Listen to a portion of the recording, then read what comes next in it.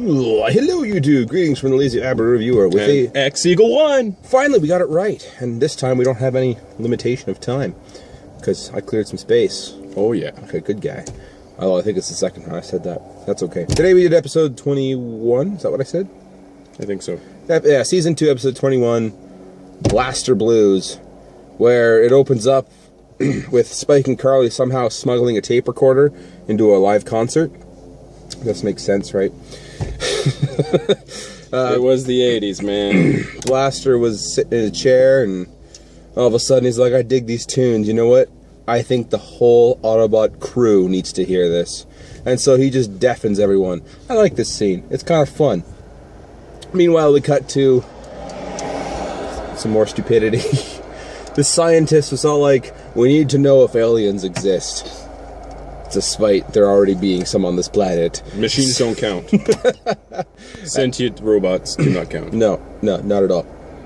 So he starts saying how he's going to send out an intergalactic message and whatever, and all of a sudden it gets responded to, and it's like, hey, yeah, we responded to your message of friendliness, and it's like, oh, are you from another galaxy? And it turns out it's just Megatron on the roof, because they're aliens. And he steals his intergalactic thing, transmitter or whatever, and heads directly to the moon, where we find out he's built a jamming frequency thing. I don't know why this is a problem. I kind of see why it's a problem. They emphasize why it's a problem, because the first thing you think of is, why is this a problem? It's a problem, because now we can't warn people of the mountain roads and iciness. We can't let planes land. We can't, no, I think that was about it. We just... planes and people with the iciness and stuff. Planes, trains. Oh, that's right, trains. Automobiles. There was a train. There was a steam train, and they couldn't radio it because there was a log, and the train exploded. And they were hand sawing it. Yeah. I don't know. So, even the writers knew that everyone would be asking, why is this a big deal? Because apparently they made it a big deal of everyone just, the world going nuts because they can't... Exploded. Yeah, train exploded. With the cattle guard. So, Cosmos and Blaster are sent to go check out the moon while everyone else scours Earth looking for where the Decepticons went and why the radio signals are gone. And they find him on the moon, but the Decepticons found him first, and Astrotrain makes his first appearance here, which is awesome. I like Astrotrain. Astrotrain's pretty great. So, yeah, Blaster and Cosmos get captured, and Cosmos ends up being a power amplifier, and Blaster ends up being the... transducer, whatever, I don't know. They said what it was, but it was just jargon, really. It was, they didn't de-weaponize them. Yeah, and that's when the radios die. Is because they're powering it, and then they go to the moon. And then we find out Omega Supreme is in this episode. How convenient. Hooray. You know, here's the thing about Omega Supreme. And I mentioned it during the episode. Every reviewer I've seen, if there's parts forming in a figure, instantly it's hated upon. Why does Omega Supreme get the pass? It's instantly like what? There's this little hill that collapses into a leg. Now a little hill collapses into a leg. There's two legs. Two arms conjoined to make a rocket ship. There's a whole tower thing that makes up a chest or something. And there's track that makes up his backpack. And his head is a little cart that goes around. Like, he is the epitome of parts forming.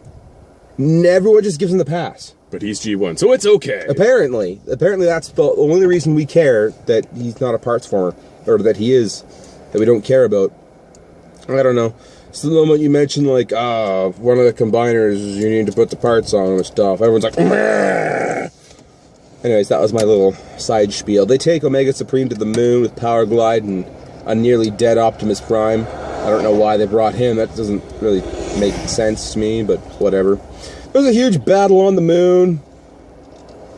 Blaster and Cosmos get themselves free when they're left alone, because, as you said before, they were de-weaponized in all his infinite wisdom.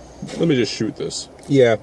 So they get out, and the world is safe, and they all head back to the Earth, and they all live happily ever after until next week, which for us is tomorrow. This is a dumb episode. What about Omega Supreme chasing down Astrotrain? That was so stupid. With his rocket? It's like, okay, two arms make a rocket, right? So off he goes, and Astrotrain's jeering him on, like, you'll not catch me. And then all of a sudden, the rest of him is there, despite flying halfway across the moon, and all, BAM! I got you, Astrotrain. You know Super Smash Brothers, the original? Yeah, The yeah. intro sequence where they all hit each other at the end. And it goes, shing, shing, shing. That's what I thought of that sound effect. The sound effect. When he grabs them, just... Transdimensional warp. And I know Optimus's trailer does that, so if, you know... Again, this is one of those characters that gets the pass all the time. It's like, that's just Omega, you know? He breaks the laws of physics, but that's okay. We love him. I bet the Japanese version's way more epic. It could be. When Omega Supreme just shows up. I don't know. I mean, this is just all well, like, the sound effects and whatnot were the same in Japan. It was just the voices that were changed. Yeah. I don't know. I didn't like this episode. It was boring. Not boring. It started off great. And then it just got annoying. And dumb. And pointless. I don't know. I'd say I give it 1 arm out of a full Omega. What would you give it? I don't know what that is out of whatever, but it's a fraction. It's low. I'd give it 2 exploding steam trains out of 5.